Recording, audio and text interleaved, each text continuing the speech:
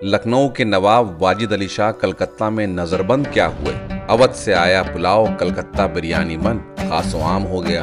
1180।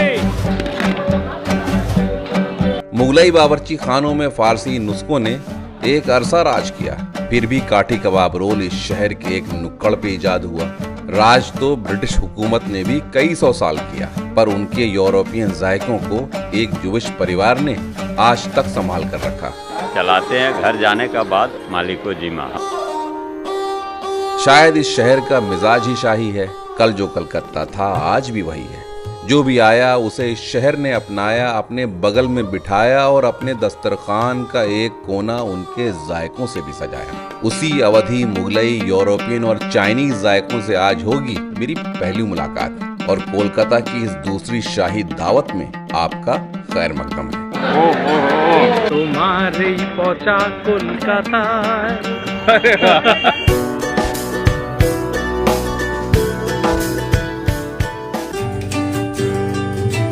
अख्तर शिरानी ने क्या खूब कहा है, सूए कलकत्ता जो हम बा दिले दीवाना चले, गुनगुनाते हुए एक शौक का अफसाना चले।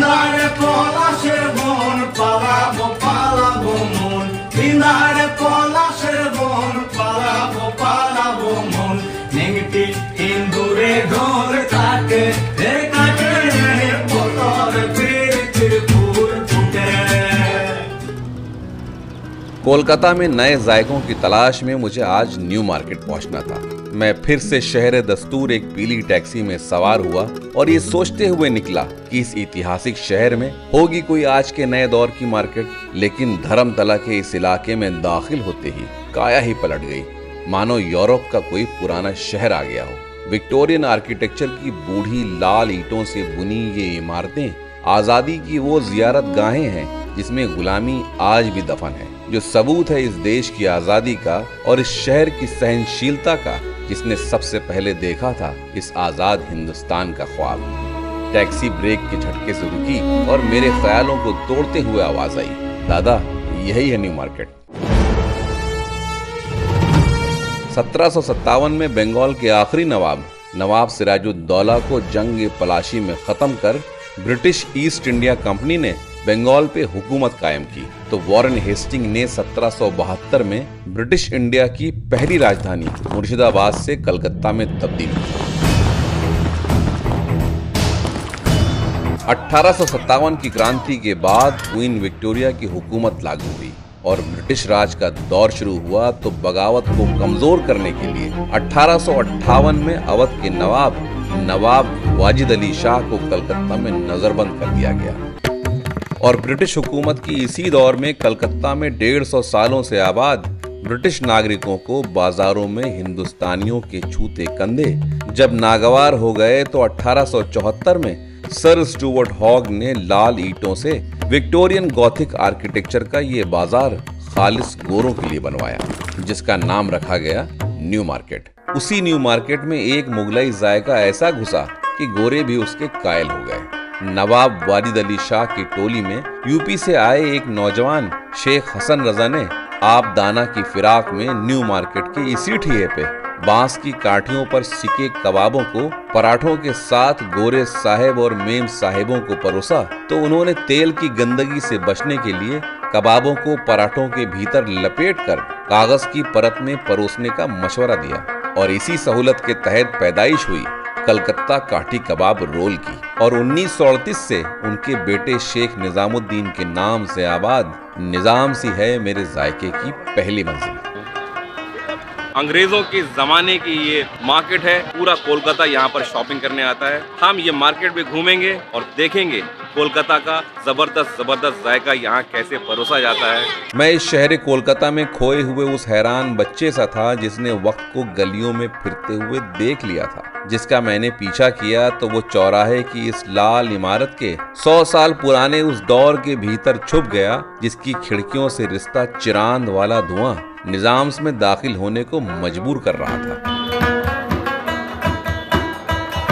उसी खुशबू के पीछे 1932 के जायके के इस मरकज में मैं दाखिल हुआ तो नए दौर की पीली रोशनी में पुराना अंधेरा अब भी कायम था। एक दूसरे से जुड़े दो हॉल थे जिनके पीले अक्स की दीवारों पे हिंदी, अंग्रेजी और बंगाली फिल्मों का वही दौर काले फ्रेम्स में आज भी महफूज था, जिसमें राज कपूर, शर्मिला टैगोर, नवाब पटौदी, दिलीप कुमार और अमिताभ बच्चन जैसे कदरदानों का नाम भी शुमार था। अमिताभ बच्चन अपना मेमोइर्स में लिखा है, missing two things in of Calcutta, one is Nizams road, another is golgappa of Victoria. इस भीड़ और अफरा तफरी के बीच मुझे एक गलियारे से मुड़ता धुआं दिखा, जिसकी करवट पे निजाम्स का बावर्ची खाना सजा था। मजा आ रहा है धुएं की आगोश में खड़े होकर के, क्या जबरदस्त माहौल बना हुआ, खुशबू इतनी अच्छी आ रही है।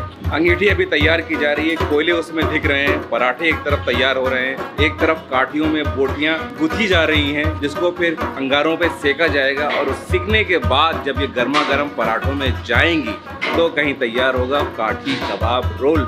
मैं काठी कबाबों की शोहरत का राज समझने सीधा इस बड़ी सी भट्टी के करीब पहुंचा तो इस दुबले पतले चिपके हुए गालों वाले कारीगर के सालों से काठी कबाब सेकते हाथों में इसके पुश्तैनी नुस्खे का राज छपा था, जो बड़ी बारीकी से कच्चे धुएं के सौंधेपन के पर्दे के पीछे बबूल की लकड़ी के कोयलों में आग सुलगा रहा था। आप कोलकाता से? झारखंड। कितने साल से आप यहाँ पर हैं? 30-40 साल तो हो गए होंगे, उससे ऊपर हो गए। बुढ़ा हो गए। इधर एक तसले में बकरे की रान के पार्चों से की गई बराबर एक जैसी नपी हुई टिक्के नुमा बोटियां काठी कबाब के लिए आई तो इस नौजवान कारीगर ने मसालों की परत छुपा के बिखराई, जिसमें कश्मीरी मिर्च के साथ प्याज, अदरक और लहसुन का पेस्ट भी शामिल था और सरसों का कच्चा तेल डाल इन गुलाबी बोटियों की मालिश कर इतना सौंधा कि हर एक रेशा मसालों को जज्ब कर सुर्ख हो गया। ठीक इसी तरह चिकन के कबाबों पे भी मसाला लगाकर एल्युमिनियम का ये तसला कुर्सी पे टिके इन दो कारीगरों के बीच रख दिया, जिनका काम ही दिन भर इन कबाबों को काठियों में लगातार गुथने का है। तो चिकन की बोटियां लग रही हैं यहाँ पर।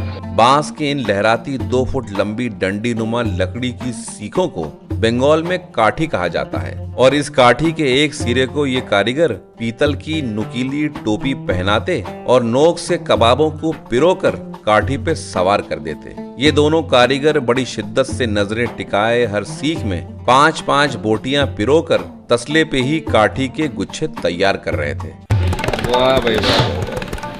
अब भट्टी अपने उरूज पे थी और यही कबाबों से मुलाकात का अव्वल वक्त था। कबाबों के इस कारीगर ने पहले चिकन काठियों को एक के बगल में एक चिपकाते हुए बराबर 20 काठी कबाब इस हिसाब से बिछाए कि कोयलों की सारी गर्मी अंदर ही महदूद रह गई। दिल खुश हो गया देख करके, आज लगा कि हाँ वाकई में सही नाम है आप लोगों का। जो प्रोसेस है बनाने का, ऐसा नहीं है कि बहुत आसान सी चीजें बन जा रही हैं। वो जो काठी सेक रहे हैं, बड़े इत्मीनान से भट्टी सीखने का इंतजार कर रहे हैं। यहाँ की भट्टी की बनावट भी बड़ी अनोखी थी। 4 फीट लंबी सफेदी पे पीलापन लिए मार्बल की भट्टी पे मिट्टी के उठे हुए चौकोर किनारों की नालीनुमा गहरान में अब कोयले दहकना शुरू हो चुके थे और इसी भट्टी के सिरहाने बने मेहराब में धंसा लोहे का फर्राटा पंखा अंदर झांक कर आग फूंक रहा था। पंखे के करीब आंच तेज थी जो आखिर तक मध्यम हो जाती, इसलिए चिरान से उठते धुएं का उबाल जैसे ही आया, आगे के लाल कबाबों पे सौंधेपन की चित्तियां चटकने लगीं और कोयलों पे जमी राख से उठता धुआं जब पिछली काठियों ने जज्ब कर लिया तो उन्हें चुरचुराने के लिए सबसे आगे लगा दिया। गर्मी से बोटियों की नमी आजाद होती रही, चर्बी की मुलाकात अंगारों से लगातार होती रही, चिरांद के साथ धुआं भी भभक के उठता रहा। यूं ही लगातार काठी कबाब की सीखें तैयार होती रहीं। बड़े सब्र, इत्मीनान और हुनर से तैयार हुए ये कबाब ही हैं कलकत्ता में इजाद हुए काठी कबाब, और इन्हीं चिकन और मटन काठियों से तैयार होता है निजाम्स का मशहूर काठी कबाब रोल, जिसके लिए पराठा बनाने की जिम्मेदारी इस सफेद बालों वाले निजाम्स के सबसे पुराने कारीगर की थी, जो इस 100 किलो के मोटे तवे पे कुरकुरे पराठे लगातार सेक रहा था। मैदे की गांठ में लिपटी गोल लोइयों को इस कारीगर ने दबा के बेला तो तेल से चिकना लचीला मैदा सतह से चिपक कर फैल गया जिसे इस बेहद खामोश कारीगर ने हाथों से बढ़ाकर तवे पे चिपकाया तो उनकी चुरचुराहट बोलने लगी और मैदे से सफेदी गायब होते ही तवे की गहरान में तेल में डुबोकर गोलाई में कारीगर ने इतना घुमाया कि पराठों पे लाल लच्छे बज़ाहिर हो गए, जिस पे अंडे की एक परत फेंट कर चिपकाई और तैयार खस्ता कुरकुरे पराठों को आखिरी काउंटर पे उछाल के फेंका। इस काउंटर पे 4 स्टील के कटोरों में सिरके वाली लच्छेदार प्याज, दरबरा कुटा मसाला, कुतरी हुई हरी मिर्च और नींबू सजा था।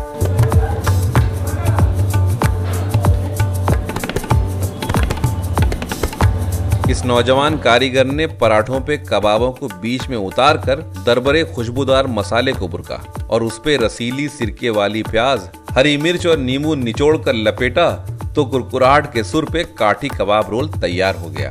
इसका अंदर चिकन है।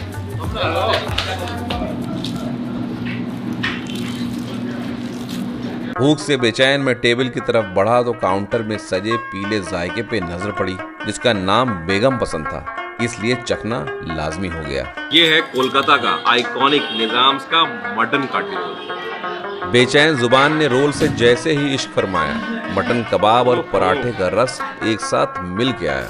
वाह वाह, बेहतरीन। चिकन काठी रोल के साथ लेमन सोडा भी बेहतरीन था। इस दुकान के मालिक निजामुद्दीन साहब की बेगम को उनके हाथों का ये जाफरानी कस्टर्ड नुमा जायका बहुत पसंद था, लिहाजा इसका नाम बेगम पसंद था, जो मुझे कुछ खास पसंद नहीं आया।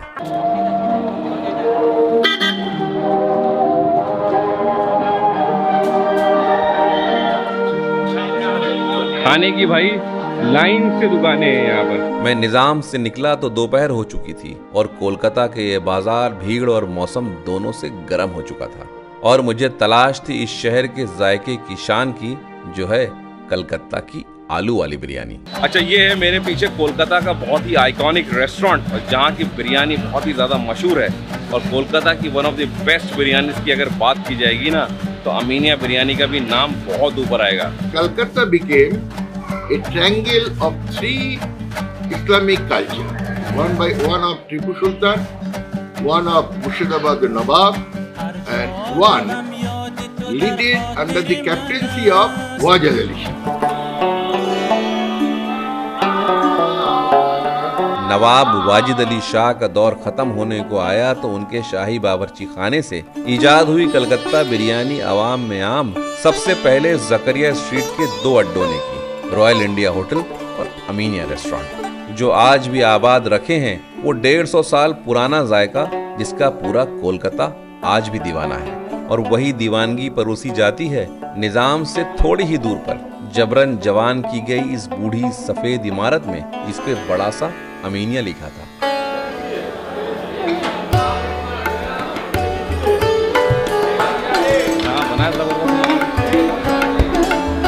अवधी और मुगलाई जायकों की खुशबुओं का ये दरवाजा एक सफेद 2 मंजिला आलीशान हॉल में खुला, जिसके तंदुरुस्त खंभों पे वक्त की नजाकत का पूरा वजन था, जहां दूधिया रोशनी में घुलते दिन के उजाले में 100 लोगों से ज्यादा की भीड़ बिरयानी की दावत उड़ा रही थी और टनटनाती डेगों में खनखनाते चमचों की तेज चाल पे बिरयानी निकल रही थी, जिसके मीठे इत्र के भपके से पूरा हॉल जाफरानी सा महक रहा था। 1180 चल बाबू चल, लिखिए 295 पनीर बटर मसाला, पनीर बटर मसाला 1180, 140 और 160।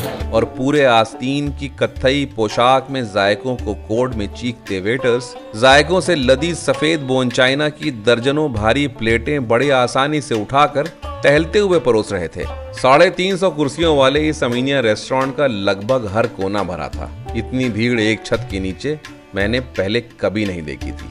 खैर, देखी तो मैंने कलकत्ता बिरयानी भी कभी नहीं थी। मेरी जिज्ञासा ने मुझे बावर्ची खाने को पर्दा करती इस मोटी पत्थर की मुंडेर के उस पार झांकने पे मजबूर कर दिया, जिसकी सतह पे सुरमई पोशाक में ये बावर्ची सफेद प्यालों में ये जायके जरा छुपा के लगातार परोस रहे थे।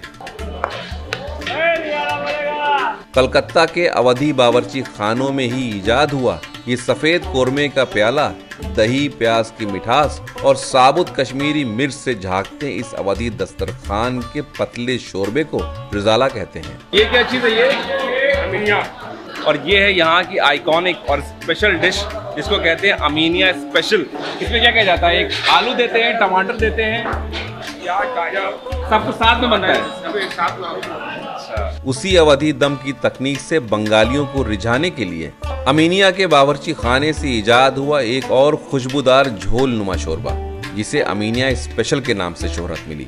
मैंने इसकी तहकीकात थोड़ी दिलचस्पी से की तो इस बावर्ची ने प्यालों में यही जायका परोसते हुए बताया, ये अवधी और बंगाली दस्तरखान के मेल से प्याज की मिठास, हल्दी, कश्मीरी मिर्च, टमाटर और गोश्त की यखनी से ये झोल नुमा बेहद हल्का शोरबा घंटों धीमी आंच पे साबुत आलू, साबुत प्याज, साबुत टमाटर, उबले हुए अंडे और गाजर की उंगली बराबर कतलों के साथ तैयार होता है, जिसे अमीनिया स्पेशल कहते हैं। और अमीनिया स्पेशल की इन खुशबूदार प्यालों की खुशबू को तो इन दोस्तों की टोली को लखनऊ से ही खींच लाई थी। फूड रेंजर नहीं, स्पाइसलर।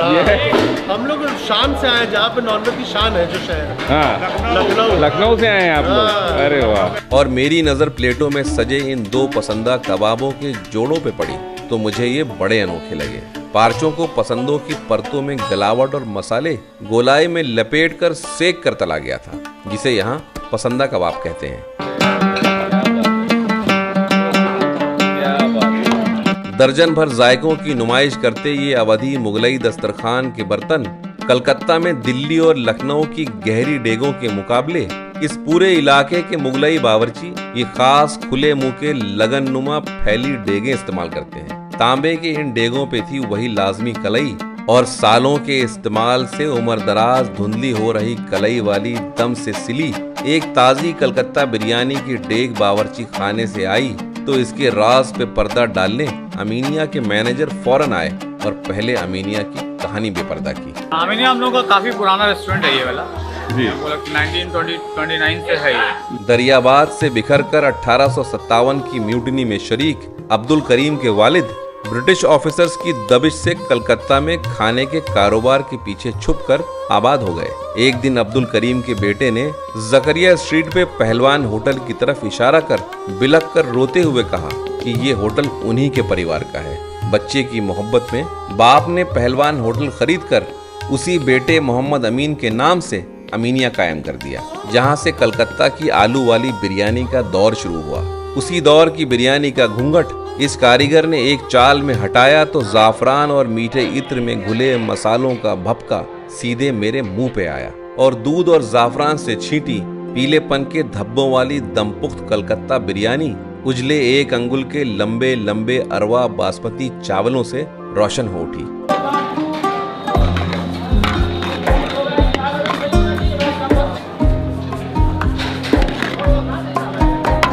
जिसको कारीगर ने लोहे की गोल मुंह वाली कपगीर से बड़ी नजाकत से डेग के पैताने चावलों को भेदते हुए मटन की 125 ग्राम की यखनी की बोटियां और पीलापन जज्ब किए आलूओं को एक एक कर खोद कर डेग के सिरहाने इस हिसाब से सजाया कि चावल टूटने न पाए और एक सफेद बोनचाइना की प्लेट के बीच एक बोटी के साथ एक आलू सजाकर यखनी में जज्ब बादामी चावलों को प्लेट की कग्गर पे काशते हुए एक टीले के भीतर आलू और बोटी दोनों छुपा दी और दर्जनों प्लेटें इतनी रफ्तार से निकाली कि 10 मिनट में डेग खाली हो गई।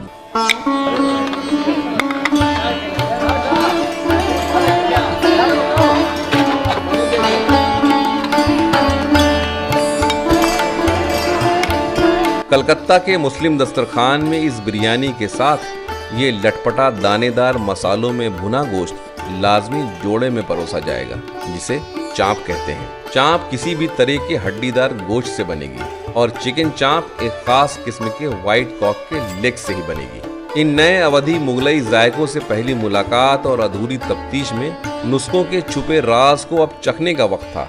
ये सफेद टेबल सिर्फ जरूरी जायकों से पूरी भर गई तो मैंने अमीनिया स्पेशल सबसे पहले चखने के लिए खमीरी रोटी गर्मा गर्म मंगवाई। वाह, गर्मा गर्म आई है रोटी। और अमीनिया स्पेशल के शोरबे में इस खस्ता रोटी को जो डुबो कर चखा तो मजा आ गया, बेहतरीन। और पसंदा कबाब को हल्के में लेते हुए जो मैंने इसका जायका लिया तो मुझे सबसे ज्यादा इसने हैरान किया। बहुत ही बेहतरीन। क्या जबरदस्त पसंद है भाई, क्या जबरदस्त है भाई। अब लेता हूँ ये आलू के साथ इसका भाई।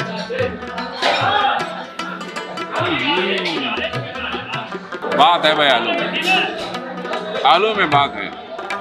और मैनेजर साहब ने कहा भाई बगैर चाप के बिरयानी मत खाइएगा। आज मैंने कलकत्ता बिरयानी जिंदगी में जब पहली बार चखी तो मैं हैरान रह गया। मुनासिब मसाले, बेहतरीन खुशबू और अव्वल दर्जे का जायका। आज पता लगा यूं ही नहीं है कलकत्ता बिरयानी की दीवानगी। इसकी तकनीक भले ही अवधी है पर इसकी शख्सियत अपनी खुद की ही है। चिकन चाप का दही और मसालों में बना लटपटा जायका हल्की खटास लिए बेहतरीन था। हर जायका अनोखा, हर जायका बेमिसाल। हल्का नहीं, बहुत भारी है कलकत्ता का ये अवधी मुगलई दस्तरखान। अमीनिया से अलविदा लेकर हॉक्स मार्केट में जायकों की गहरान नापने भीड़ में वापस शुमार हुए तो हमारे कोलकाता के मेजबान शुभ्रो बैनर्जी जायके के इस सफर में अपना कंधा दोबारा जोड़ चुके थे। बाजार की गहरान में हुजूम था जिसकी चाल मध्यम थी और हम इसी भीड़ के बहाव में बहते हुए आगे बढ़े तो नीली रेहड़ी पे बेसन में लपेटकर तली जा रही मिर्चों ने किनारा पकड़ने पे मजबूर कर दिया। पालक है, पनीर है, ये आलू है, ये दाल। जहाँ बंगालियों के पसंदीदा तेले भाजा से मिलते जुलते कई पकोड़े परोसे जा रहे थे।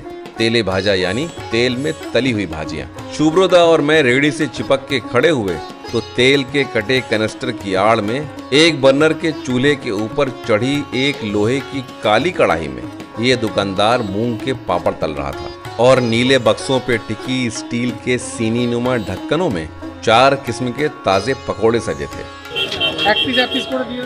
मैंने पहले पालक की पकौड़ियों की एक प्लेट मंगवाई तो उसने बेसन में झांकते पालक की पत्तियों वाले चौकोर से पकोड़ों को कागज की एक प्लेट में एक हरी सी चटनी के साथ परोसा। चपली कबाब की शक्ल की ये पकौड़ियाँ बेहतरीन थी। चटनी बढ़िया है। ओए होए पनीर बेहतरीन, मजा आ गया। चटनी में जान थी और पकोड़े कमाल। इसलिए दाल की ये पकौड़ियाँ जिसे मूंग दालेर वड़ा कहते हैं चखना लाजमी हो गया। दालेर बोड़ा, बंगालीज कॉल इट दालेर वड़ा। मूंग दालेर बोड़ा, कलाई दालेर बोड़ा। कलकत्ता में मूंग दाल की ये पकौड़ियाँ काफी पसंद की जाती हैं और ऐसी तेले भाजा की दुकानें कलकत्ता शहर के हर नुक्कड़ पे मिल जाएंगी। ये तो दिया नहीं यार तुमने आलू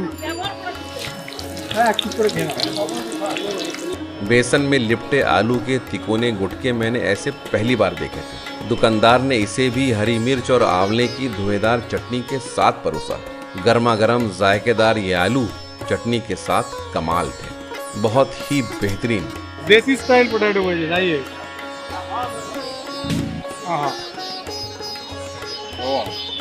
अभी प्लेट खाली भी नहीं हुई थी कि नजरें और नियत दोनों फिसल के फलों से सजी सामने की ही एक दुकान पे अटक गई जहां जामुनी रंग के एक फल ने मेरा ध्यान अपनी तरफ खींचा जिसे आज मैंने पहली बार देखा था। शुभ्रोदा से पूछा तो वो बोले जामुन होता है, काला जामुन होता है। ना। हाँ, काला जामुन होता है, व्हाइट जामुन होता है। ये 2-3 साल से नया आया है लाल जामुन। इसे आम जबान में यहाँ जामुन कहा जाता है। मैंने कहा हो ही नहीं सकता और नजरें उसी फल पे टिकाए सफेद कुर्ते पजामे में टोपी लगाए इस लहीम शहीम टोकरियों से घिरे दुकानदार के करीब पहुंचा तो पता चला घंटी से दिखने वाले इस गुलाबी फल को जामरुल कहते हैं। जामरुल, वी कॉल इट जामरुल। ये पहले सफेद हुआ करता था। हाँ। अभी लास्ट 2 इयर्स या 3 इयर्स से मैं देख रहा हूँ ये गुलाबी टाइप का भी दिख रहा है। और जावा एप्पल या वाटर एप्पल कहे जाने वाले इस फल की पैदाइश अंडमान निकोबार की है जिसकी हरी रंग की एक किस्म बगल में ही सजी थी। ना तो मैंने इस फल के बारे में कभी सुना था और ना ही देखा था। मैंने मुल्ला जी से कहा इसे अपने हिसाब से बनाइए तो उन्होंने इस फल को लंबाई में कई फांकों में काटकर मसाला छिड़क कर अखबार के लिफाफे में परोस दिया। 250 ग्राम 40 मिर्चवा जो है लोग में झाल है, थोड़ा आस्ते खाएगा। झाल नून। जामरुल के इस जायके को जैसे ही मेरी जुबान ने पढ़ा तो रस का एक मीठा फुहारा सा फूटा और नमक में गूदा घुलकर गायब हो गया। उसी का ये हरा वाला यकीनन वाटर एप्पल इसका सही नाम है। बांस की इन बुनी टोकरियों में जाने पहचाने रंग बिरंगे फल जैसे रसभरी, कमरक, पपीता और अमरूद के बगल में अमरूद की शक्ल से मेल खाता एक और फल दिखा जिससे मैं बिल्कुल अनजान था। ये क्या चीज़ है? ये गुलाब जामुन, रोज एप्पल। रोज एप्पल, गुलाब का तरह खुशबू। रोज एप्पल, खुशबू देखिए। हाँ, एक पीस खिला दें, बड़ी मेहरबानी होगी। सेब की नस्ल के इस फल का नाम रोज एप्पल था। इसकी रूखी पतली परत काटी तो अंदर बीज बड़ा सा था। दांतों से दबिश दी, मिठास बहुत कम है, बिल्कुल गुलाब जैसे गुलाब जल का रस मुंह में निकल रहा, बिल्कुल वैसे ही है।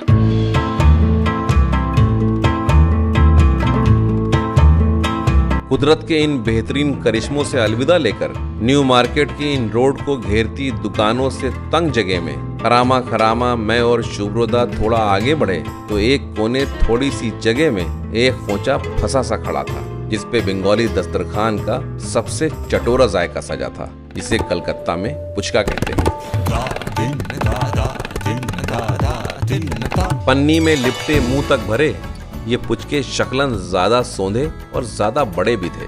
जो लकड़ी के बक्से के इस खोंचे पे एल्युमिनियम के तसले में इमारत बन खड़े थे। उसी तसले से बंधी एक डोर में एक स्टील की बड़ी सी हांडी जुड़ी थी जिसमें भरा था पुचके का गहरा हरा पानी, जिसपे इमली का चूर और धनिये की पत्तियां तैर रही थी।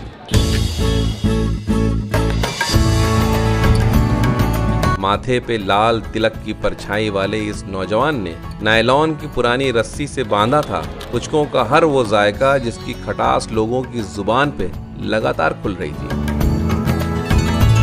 कोलकाता के पुचकों का अंदाज बिल्कुल ही अलग था। कारीगर ने पहले बड़े से उबले आलू को एक भगोने में मसला और उसमें डाले लाजमी काले उबले चने और 4 पुराने डब्बों से डाले 4 मसाले, नमक, सेंधा नमक, भुना जीरा और थोड़ा सा अनारदाना और हरी मिर्च की दरबरी तीखी चटनी के साथ धनिये की पत्तियों के ऊपर आधा नींबू निचोड़कर आखिरी बार मसल कर पुचकों का भरवा तैयार कर दिया।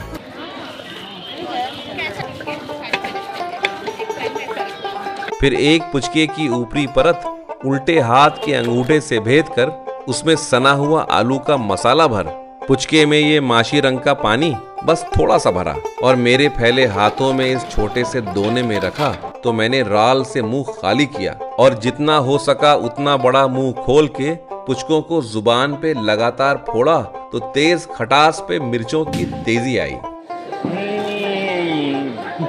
मैंने मिर्च की तेजी और बढ़वाकर 10 रुपए के 6 पुचकों की एक और प्लेट खाई तो दिल से वाह वाह की आवाज आई और लाजमी पानी के एक दोने से जुबान साफ कर हम उस जायके की अगली मंजिल की ओर बढ़े जो इस शहर में ज्यूइश कम्युनिटी की 200 साल की रिहाइश और हिस्सेदारी का सबूत है।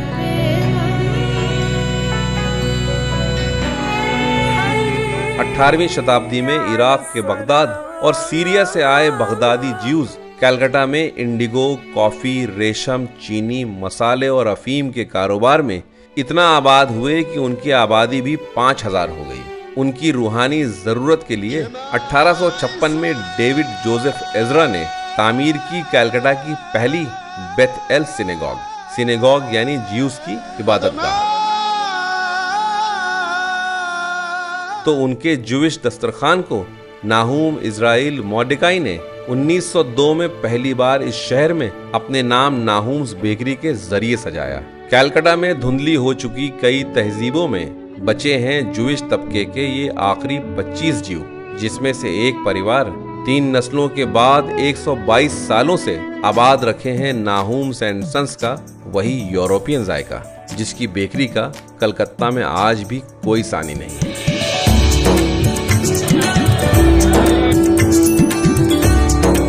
मैं शुभ्रोदा के पीछे पीछे हॉक्स मार्केट की इस दुकान को तलाशते हुए आगे बढ़ा तो इस दुकान के 3 कोनों से लिपट कर घूमती इंतजार की लंबी लाइन इसकी शोहरत का सबूत थी। लाइन लगी है, इसमें घुसने को मिलेगा तो लेट्स ट्राई। कोई बात नहीं भाई साहब, लाइन देख रहे हो, लेकिन बहुत पीछे क्यों में खड़ा होना पड़ेगा। जिसकी पेशानी पे सुनहरे अक्षरों में नाहूम्स एंड सन्स चमक रहा था। कांच की दीवारों में सजे जायकों को भीड़ ने ढका हुआ था जिसको भेदने का कोई जुगाड़ न था और शुभ्रदा के जुमलों में बेबसी देखते हुए मैंने उन्हें अंदर चलने का इशारा किया। इस दुकान की 122 साल पहले इटालियन मार्बल्स की नक्काशी से बनी सीलिंग्स आज भी दूधिया सफेद थी और उसी जमाने में ये ग्लास कैबिनेट्स बेल्जियम से इंपोर्ट किए गए थे, जिसमें lemon tart, puff pastries, pineapple pastries, गुलाबी क्रीम और चॉकलेट की पेस्ट्रीज तेजी से खाली हो रही थी। इतना ज्यादा रश है यहाँ पर अंदर भी सामान बिल्कुल खाली सा हो चुका है। बिल्कुल आखिरी कोशिश के तहत शुभ्रदा बंगाली वर्कर्स से बंगाली में बात करते रहे और मेरी नजरें खाली होकर बिखरी रबर वुड की ट्रेज में जायके तलाशती रही, जिसकी कुछ ताजी ट्रेज में गुनगुनी चिकन पैटीज और फ्रूट केक बस फौरन अभी अभी आया था। यहाँ मेरी नियत पूरी तरह खराब हो चुकी थी और लाइन के उसूल के आगे शुभ्रदा की आखिरी कोशिश भी हार चुकी थी। आंखों ने जायके सारे छुए पर जुबान महरूम रह गई। कहते हैं अधूरी मुलाकातें शहर वापस बुलाती हैं, लेकिन कल का इंतजार किसे था? शुभ्रदा बोले, यूरोपियन जायकों का 97 साल पुराना एक और मशहूर नाम फ्लूरिस बगल में ही है, जहाँ के इंग्लिश ब्रेकफास्ट का पूरा कलकत्ता दीवाना है। कदम सड़क पे वापस पड़े तो वक्त तीसरे पहर में दखल दे चुका था। हवा में ठंड गुदगुदाने लगी तो बाजार भी भीड़ से मुस्कुराने लगा। उसी भीड़ में एक खामोश चेहरा बड़ी अनोखी किस्म की हाथ गाड़ी के सिरहाने खड़ा था, जिससे जैसे ही पार्क स्ट्रीट तक का सफर 100 रुपए में तय हुआ तो इस साफ सफेद शर्ट पे बिना बाजू वाली नीली जैकेट में ढलती उम्र के इस चालक ने नंगे मजबूत हाथों में 2 लकड़ी के डंडों से जुड़ी हाथ गाड़ी को खींचते हुए भीड़ को चकमा देने लगा। खालिस लकड़ी के बने इस रिक्शे का पूरा संतुलन 2 डंडों की लगाम में था, जिसके लोहे के पहिए पे लकड़ी और लकड़ी पे चढ़ी रबड़ की काली गद्दी रोड के गड्ढे बेआवाज कर देती और कदमों की चाल पे मटकते इस इंसानी रिक्शे को यहाँ की जुबान में ताना रिक्शा कहते हैं। ये मालिक का रिक्शा है? हाँ, मालिक का रिक्शा है। हम लोग का अपना रिक्शा नहीं, चलाते हैं। घर जाने का बाद मालिक को जिम्मा। आज कलकत्ता दुनिया का इकलौता ऐसा शहर है जहाँ चलते हैं दुनिया के ये आखिरी 5000 लाइसेंस वाले रिक्शे, जो आज भी हजारों मजदूरों की रोजी तो है, पर इनका मालिक कोई और है। चाइना से आए चीनी के व्यापारी जब कलकत्ता में बस गए तो वो अपने वतन का ये जिन रिक्शा भी साथ लाए। जिन यानी इंसान। पालकी का दौर खत्म हुआ तो पालकी उठाने वाले बिहार और उड़ीसा के मजदूर और किसान इंसानी रिक्शे बन इस शहर के गली टोलों की चाल बन गए। There is a very famous old song of Mr. Ranjan Ratto. तुमी छोड़े सकी अब्दुल मन्नान हुसैनेर भांगा चोरा रिक्शाए।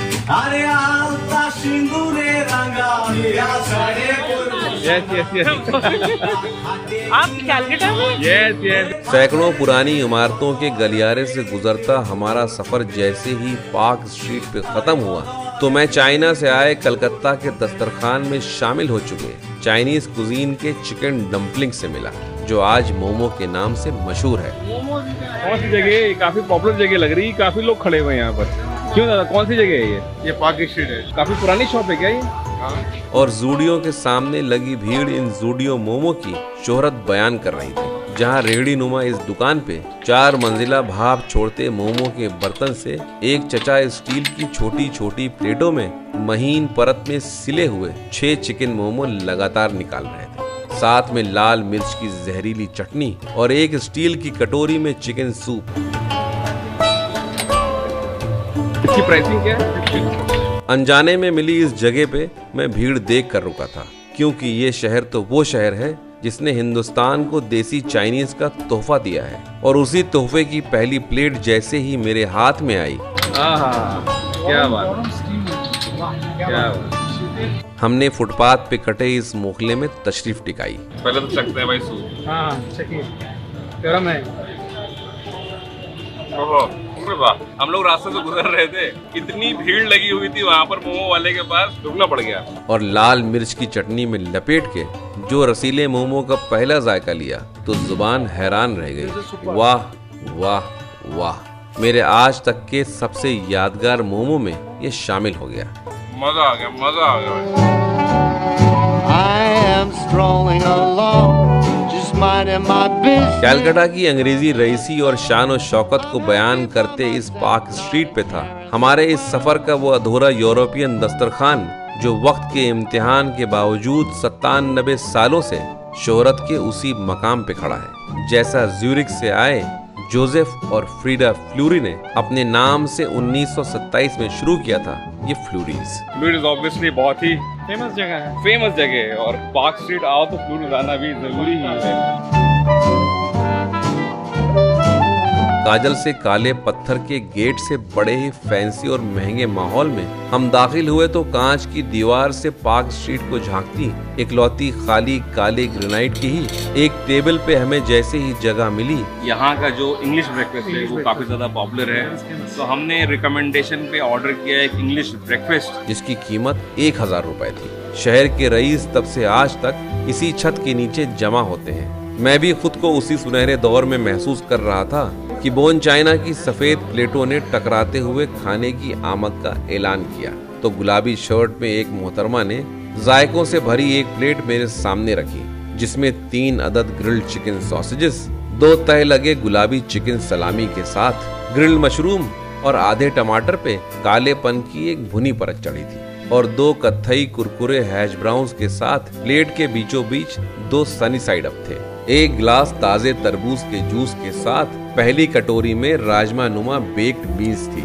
जिसका असल रंग सफेद होता है तो दूसरी कटोरी में एक एक कतले पाइनएप्पल, पपीता, तरबूज और खरबूजे पे अनार के दाने के साथ परोसी। कपड़ों पे आराम करती बिल्कुल केसरिया सी सिकी 2 ब्रेड की स्लाइसेस के साथ एक बड़ा सा कप कॉफी का भी परोसा और दूध की पत्तियों से सजी इस कैपेचिनो के साथ पूरा इंग्लिश ब्रेकफास्ट बिछ गया। भाई मैं तो टेस्ट करता हूँ पहले sausage. I'll have some mushrooms.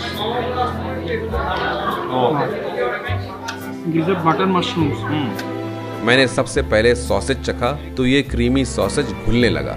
Grilled tomato लाजवाब था। सलामी बिल्कुल मुलायम और बेक्ड बीन्स में धुएं का जायका था, हर जायका अव्वल दर्जे का।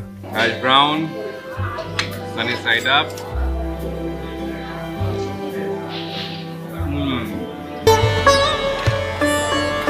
यहाँ की चिकन पैटीज इतनी मशहूर है कि राज कपूर साहब भी इसके दीवाने थे।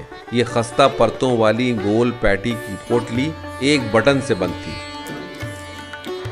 जिसको मैंने बीच से 2 हिस्सों में खोला तो मसालों में गुना चिकन भरा था। बहुत फ्लेकी आउटर लेयर है, बहुत सारी स्टफिंग अंदर है और चिकन पैटीज भी भाई इनका सिग्नेचर आइटम है। और जो मैंने इसका पहला जायका लिया तो मक्खन का तेज जायका आया, शायद मुझे उम्मीद ज्यादा थी।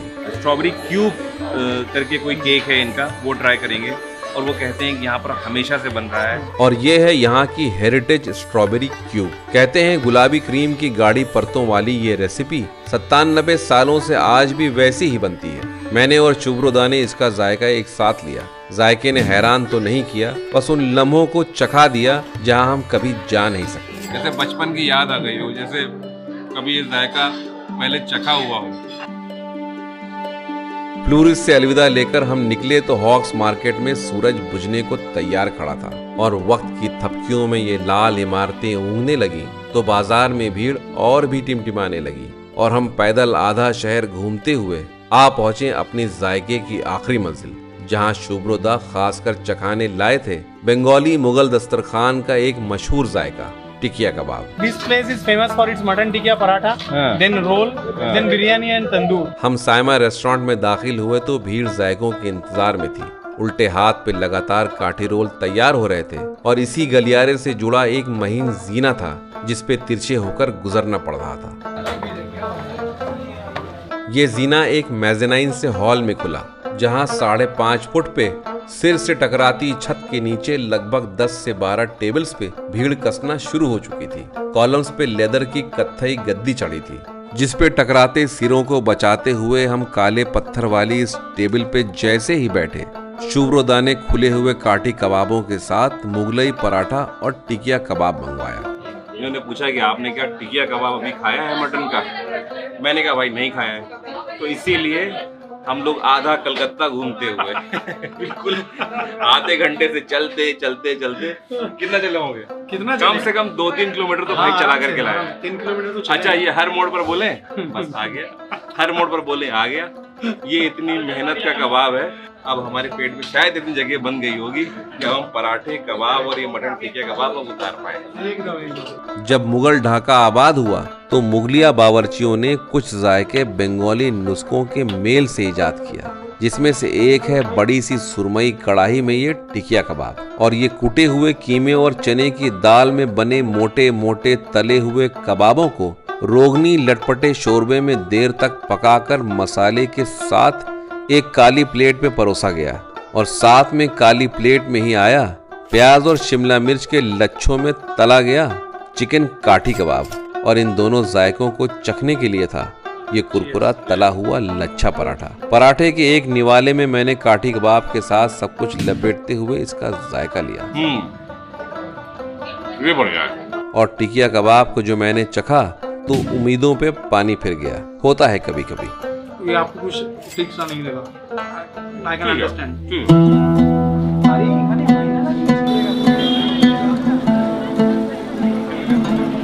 शाम रात में तब्दील हो चुकी थी, पर मेरा जहन कलकत्ता बिरयानी के नुस्खे के राज को बेपर्दा करने के पीछे उलझा हुआ था।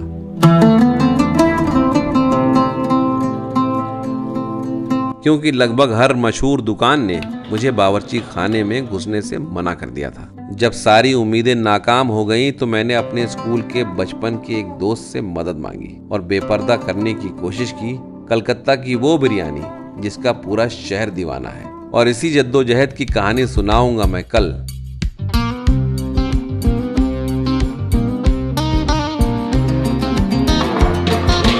और अगर आप अब भी नहीं जानते कि मैं कौन हूँ, तो मैं हूँ दिल्ली के शहर से गौस बाजार, इस कहानी का सूत्रधार। सलामत सलामत सलाम सलामत सलामत सलामत सलाम सलामत